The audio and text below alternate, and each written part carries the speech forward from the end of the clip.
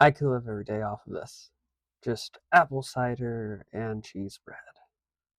I meant it, despite the protest from my stomach. It would learn to love it. You need other food besides that. You need protein. Look, see that? It's cheese, which has protein. You can't live off of cheese and apples.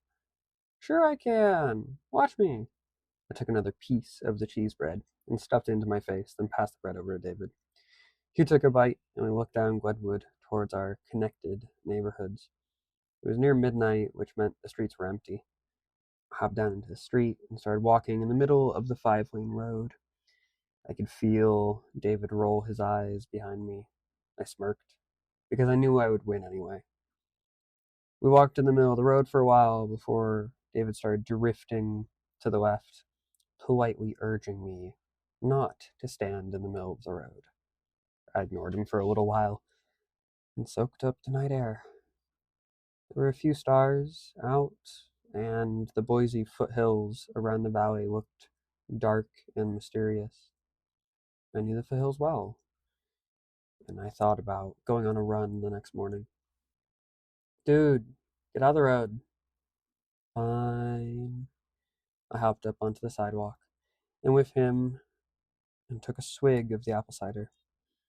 I was, and still am, if I could ever find the stuff, addicted to it. Even more, I was addicted to this.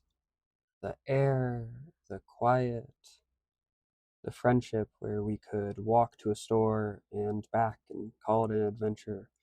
A quest to buy cheap bread the store was about to throw out. A grand quest it was. It was a whole half-mile, and we faced many challenges, like getting there before it closed, and walking. Very treacherous. That was high school. 2 years later, and I head off to college on the other side of the continent. I came back that winter. I was on David's couch while we were debating what to do. Bread walk? I asked. It's cold. Do you see the snow outside? Bread walk? Fine. I'll get my coat. I don't want to hear you bitching about the cold, though. Sweet. We walked to Albertsons. They don't have any good bread, but we buy some crappy stuff anyway. This bread kind of sucks, I say. Yeah, but you wanted to bread walk. It's still worth it. Yeah, it was, but it's still cold. I can see my breath now, and the crunchy snow beneath my feet gives contrast to the dry, freezing air I'm breathing in. I'm glad we still get to do this. 4.5 years later, and I've moved to China to go teach. Me and David planned a trip to Japan as a way to see each other and see the world at the same time. My family was already traveling to Japan, so it was easy to add this trip onto the end of it. It would be harder after the trip to go to Boise again. My family was moving, flights were expensive, all the usual problems that cause you to never go back to your family home. I didn't know when the next bread walk would be. I still don't. Japan had a way of weighing on me that left me feeling drained. The family trip was hard, and the places we had been were too busy and too focused on shopping for the broke, quiet lifestyle I had grown up with. We were in a hotel in Kyoto, which is one of my favorite places in Japan. Famichiki? David sparked. It's 11 p.m. But Famichiki.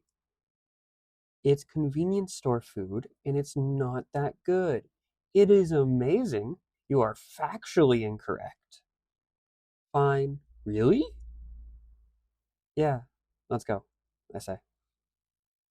Wait, now I gotta get ready. Hold up. Uh, you got 5 minutes. I flop back down onto the bed. We walked to a Family Mart and ordered two Family Chickies.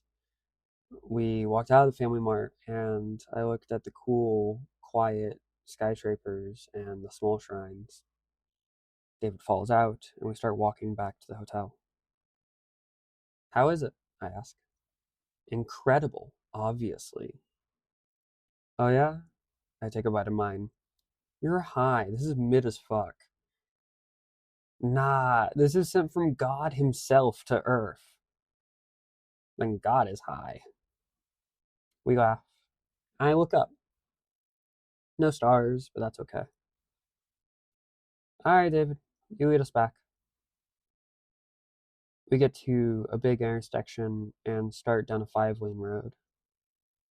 I go out and walk in the middle of the street. David didn't stop me this time. I'm glad we still get to do this.